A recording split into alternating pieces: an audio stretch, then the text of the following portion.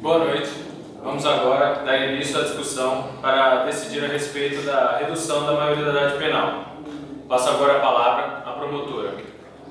Boa noite, meu nome é Regiane, eu sou promotora do Estado.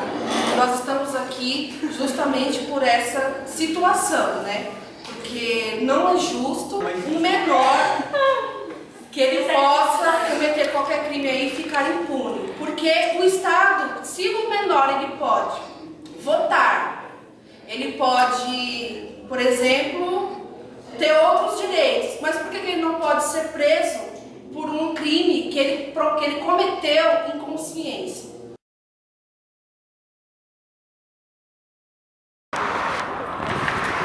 Passa a bolsa. Vai. Para. O que é essa bolsa aqui?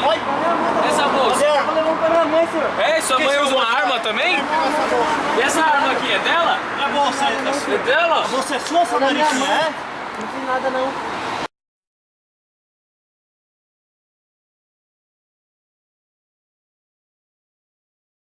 Não adianta falar que a desculpa é por causa das drogas, que a desculpa é por causa de família ou de educação, porque isso o governo dá. O governo, ele dá a educação, ele tem... A nossa economia hoje, ela está muito bem avançada, então para isso o Estado ele fornece Bolsa Família, Bolsa Educação, então não adianta falar que a desculpa é por falta de educação do menor. Então agora eu passo a palavra para o advogado Herbert. Boa noite. O caso da redução da maioridade penal embarra na Lei 8.064 do ECA, que diz que o jovem, no seu artigo 17, que o jovem tem a sua inviolabilidade física íntegra, ou seja, se o jovem for preso por esses crimes que ele comete, ele vai estar aferindo diretamente no ECA, ou seja, na lei do Estatuto da Criança e do Adolescente. A integridade física e mental desse jovem está abalada, o que leva muitas vezes esse jovem a cometer este crime a sua condição socioeconômica. O Brasil hoje, sim, está num avanço socioeconômico, mas a sua educação ainda é um dos níveis mais baixos. O investimento é muito baixo, ou seja, se o jovem tem educação, tem o lazer, tem sua integridade física garantida pela lei, e como diz o artigo 3º da Lei 8.069, que a criança e o adolescente têm que ter cultura, lazer e principalmente os pais e a comunidade têm que estar participando. Porque hoje o que acontece? Os pais saem para trabalhar e esses jovens ficam à mercê da criminalidade. Ou seja, não tem lazer, não tem algo que se ocupar, não deixa de ter uma cultura e leva ao jovem a cometer estes crimes. O que deveria ser feito para sanar essa questão seria o governo investir em mais educação, desenvolvimento, cultura, lazer, para proporcionar aos jovens saírem dessa criminalidade. Sem mais a declarar, passo a palavra. Agora eu passo a palavra à promotora. Voltando ao assunto referente ao que o Dr. Herbert falou, que o governo ele não fornece mais educação, mais lazer para os nossos jovens, para os nossos menores de idade, e eu sou contra isso, porque o governo ele dá sim, né? O governo ele dá o Bolsa Família, o governo ele fornece para os jovens que estão saindo do ensino médio a integração em uma universidade, né? Ele dá o FIES, ele dá o ProUni, ele faz de tudo, tem cursos que podem ser gratuitos, então eu acho que isso é falta de interesse do jovem. Por quê? Porque é mais fácil um jovem roubar do que estudar. Muito bem. Prossiga, por favor. A questão os recursos o Brasil oferece. O governo federal investe na educação.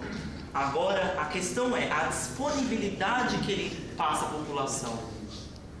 Você tem Bolsa Família, você tem o que é menos de meio salário mínimo de Bolsa Família. Para uma família de 6, 7 pessoas. Não é nada. Senhores, Vossa Excelência, eu protesto. Só um minuto, por favor.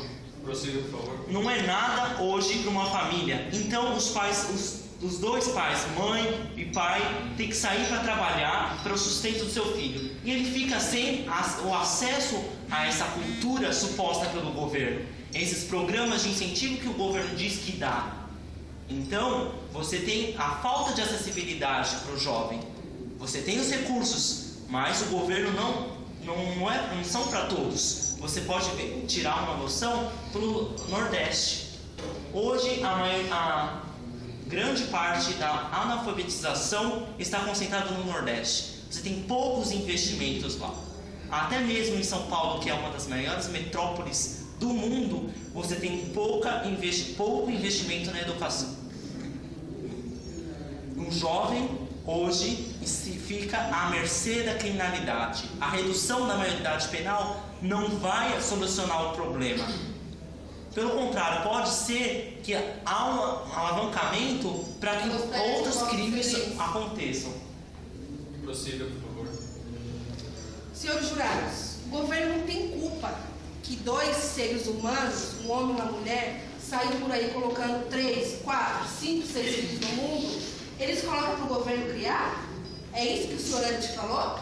Que a Bolsa Família não sustenta uma família com 5, 6 pessoas? As pessoas que têm que se conscientizar são os pais, não é o governo, que tem que ter a responsabilidade de um casal. Eles colocam quantos filhos eles querem no mundo, infelizmente não tem condições de criar e coloca a culpa no governo. Porque o governo não dá dinheiro, o governo não dá isso, não dá aquilo, por isso que meu filho vira um marginal. Claro que não, a educação vem da família. Um casal ele tem que primeiro se estabilizar financeiramente, educacionalmente, para poder colocar uma criança no mundo, principalmente no mundo em que vivemos hoje, no nosso Brasil. O nosso Brasil é maravilhoso, gente. O que está faltando é isso, é colocar esses marginais, menores de idade, na cadeia. E outra, até mesmo dentro da cadeia, eles têm muitas coisas que eu acho que não deveria ter. Eles têm auxílio reclusão, chega datas comemorativas, eles saem, poucos voltam, se 10% volta é muito. E, por exemplo, nós temos outros países que não é igual ao nosso, justamente por isso. Os Estados Unidos têm até pena de morte. Aqui a nossa Constituição condena isso. O que facilita mais a criminalidade, não só do menor como do maior de idade também. O menor, ele vota, ele pode ter filho, ele pode fazer o que quiser. Por que ele não pode ser preso pelos atos deles? E outra, tem a Fundação Casa, mas não é o suficiente. A Fundação Casa fica 3 meses, depois sai. O criminoso ele comete o mesmo crime, porque ele sabe que nada vai acontecer.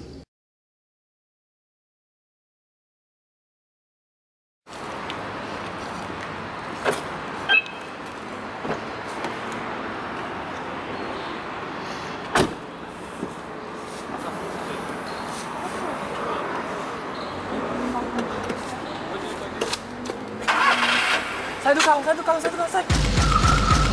Puta, mano!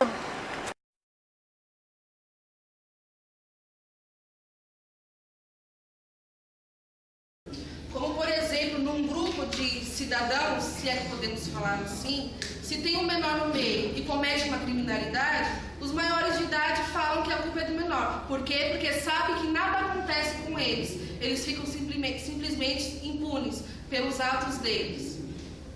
Passa a palavra. Sim, por favor. Sr. Herbert, passa a palavra.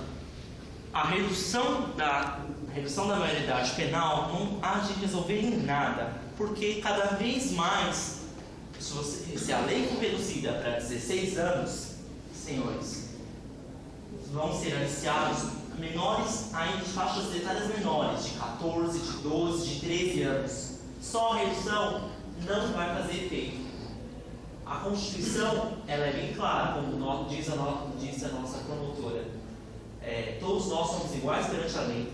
Mas será que um jovem tem a mesma consciência do que um adulto? Ele tem a mesma medida psíquica, física e social, a consciência do crime? Ele está em plena formação na sua adolescência, ele está em plena formação desse desenvolvimento físico, mental. Então, senhores, a redução dessa lei de nada irá adiantar. Só ela por si mesma. O slogan hoje do nosso governo federal é: país rico é país sem pobreza. Porque ainda há tanta pobreza? É claro, houve a diminuição dessa pobreza, mas no Brasil a sua economia não está tão avançada. Hoje a solução não seria a redução da maioridade penal, e sim a educação, pois ela é a base de qualquer nação. Sem mais nada a declarar. A promotora ainda tem algo a declarar? Conclusões finais, Vossa Excelência. Por favor. Senhores jurados, eu peço consciência total na hora de darem seus votos, pois é vocês, é a família de vocês que está aí no nosso Estado brasileiro. Obrigada, Vossa Excelência. Herbert ainda tem alguma coisa a declarar? Sem mais nada a declarar. Então, agora entraremos em recesso para tomar a decisão do júri.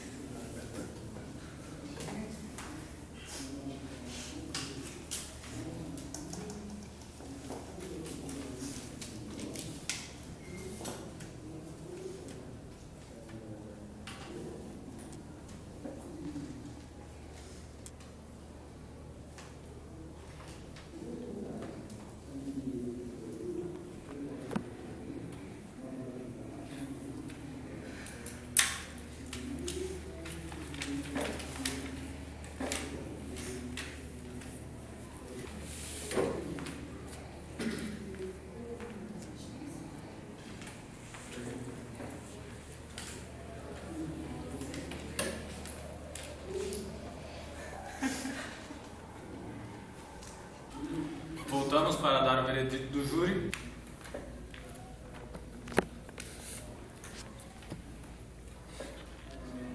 O júri vota a favor da diminuição da maioridade penal para 14 anos.